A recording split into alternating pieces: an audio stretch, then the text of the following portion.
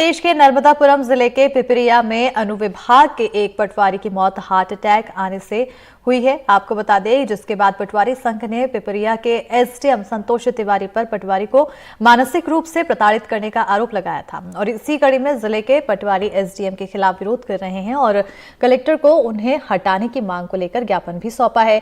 इस मुद्दे को लेकर एनडीटीवी की टीम ने एसडीएम संतोष तिवारी से बात की है। आइए देखते हैं। नर्मदापुरम के एक एसडीएम पर आरोप लग रहे हैं कि एक पटवारी को प्रताड़ित किया, जिसके चलते उसकी हार्ट अटैक से मृत्यु हो गई। इस मामले में पटवारी संघ जिले भर में आंदोलन कर रहा है और पिपरिया एसडीएम को हटाने की बात कह रहे हैं। जांच प्रभावित ना हो इसलिए एसडीएम को हटाने की बात कह रहे हैं। साथ ही कई आरोप पिपरिया एसडीएम पर इन पटवारियों ने लगाए हैं।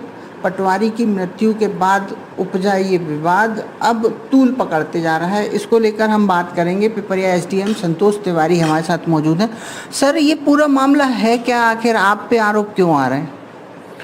पिछले वर्ष एक व्यक्ति द्वारा शिकायत की गई थी कि वो जिंदा है और उसके वारिस भी जिंदा हैं। उसकी ज़मीन को उस व्यक्ति को मरा हुआ बताकर अन्य लोगों के नाम ज़मीन का नामांतरण किया गया और उसकी बिक्री भी हुई। बिक्री के बाद भी नामांतरण हुए।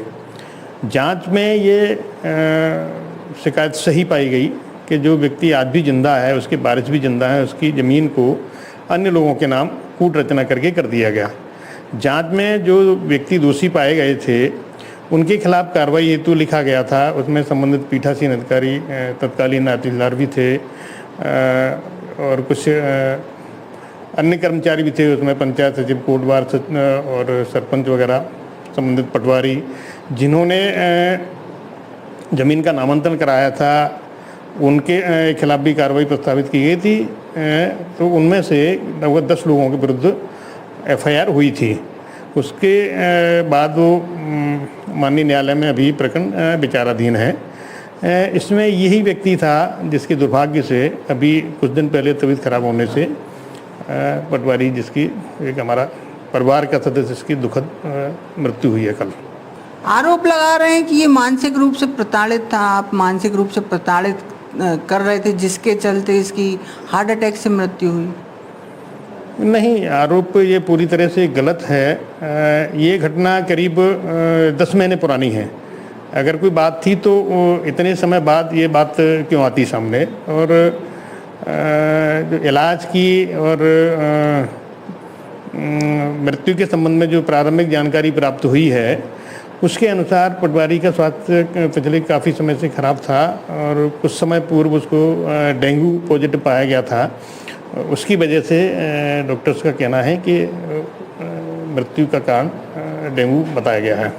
सर, ये पटवारी संघ ये भी आरोप लगा रहे हैं कि आपके रहते हुए ये जांच निष्पक्ष नहीं हो सकती है, आप इनकी सीआर भी बिगाड़ सकते हैं। ऐसा इनका कहना है कि इनके सीआर भी बिगाड़ सकते हैं। सक्षम अधिकारी हैं आप, इसलिए आपको हटाया जाए जिससे ये जांच निष्पक्ष हो जाए। पटवारियों के काफ़ी गंभीर आरोप लग रहे हैं आप पे। नहीं, ये सब मामले भाई माननीय वरिष्ठ अधिकारियों के स्तर के हैं। इसका जवाब मेरे स्तर से दिया जाना उचित नहीं है। सीआर वगैरह ये सब गोपनीय विषय होते हैं और किसी की भी पटवारी सभी हमारे परिवार के सदस्य हैं। किसी से कोई व्यक्तिगत ऐसी कोई बात नहीं होती है। और जहाँ भी कोई अभी इस सब डिवीज़न में भी और इससे पहले भी जहाँ भी नौकरी की है, तो ऐसा नहीं किसी के व्यक्तिगत किसी को द्वेष मान के कोई कार्रवाई कभी नहीं की जाती है।